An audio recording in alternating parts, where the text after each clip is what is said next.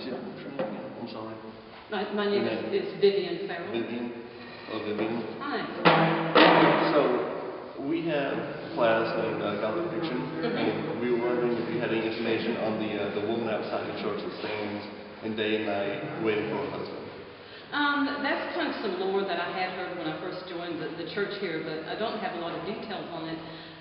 But what was interesting is when we were having a discussion about it earlier, is that this church, the ground was broken for its building in 1917, and it was completed, and our first service was held in 1919.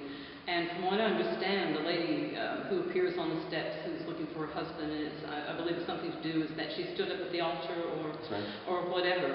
So the bride is kind of left standing, what they say, on the steps. I think sometimes referred to as this church. But what actually is interesting about that is that's from 1912, so that's 5 years. Oh, wow. Before when our church was even, the ground's broken, and first stone laid here. Oh, wow. Okay, so that's different. We haven't had that part of the section yet.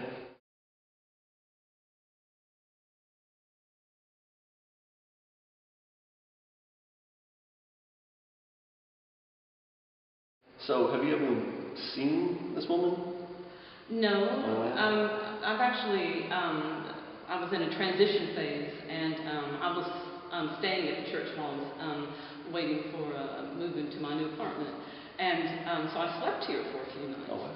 And of course, everyone kind of teased me the Sunday before, and they said, well, if you ever see that ghost lady that we've heard about for so many decades, you know, sort of thing, you know, be sure to let us know. And of course, then you think you hear things, and of course, with the mechanicals being downstairs and the kind of the popping and the hissing and this, that, and the other. And I always sort of, maybe because I kind of kept an eye out for her, maybe that's why she didn't appear. But no, I never did actually see her. But from what I understand, she was actually outside on the steps, and I just wonder, since I was in the church, that maybe... That could make sense, because she never did step foot in the church. It's insofar as we've not ever heard. And we've had some other people that have, that we've given shelter here to at the church, and they've not ever, they've stayed a night here or two, you know, sort of thing, and they've not mentioned. So would you say you believe in it, or would you say it's just fiction? Not even true? Well, I think there's just, those kind of stories are interesting, and I think it always kind of adds a sort of mystery, because there is such a question about life and death, and is there life after death, and you know, what happens to us, to our spirit when we pass on. So I think there's always going to be a certain amount of fascination, and think that, you know, people who have lost a loved one, or, you know, in some dramatic or even not so dramatic way, just someone that's very dear to you, and you think, where is that person now? And so it kind of all kind of ties in. So I think, you know, with this church and it's being old and so historic, and with the history that it has, I think it's kind of interesting that we would have a ghost kind of tied to our church. But at the same time, I understand why they have a tour, because there's several buildings. I don't know just in historic Louisville, but probably around Louisville itself, but probably more here.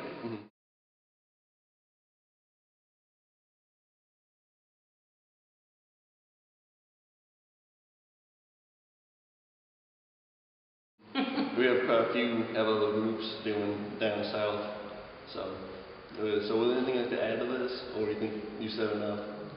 Well, I think that's pretty much wraps up what the knowledge that I have. But I think it's very exciting what you're doing and interesting, and look forward to seeing what your results are. Okay, thank you so much. I appreciate your time. Thank you.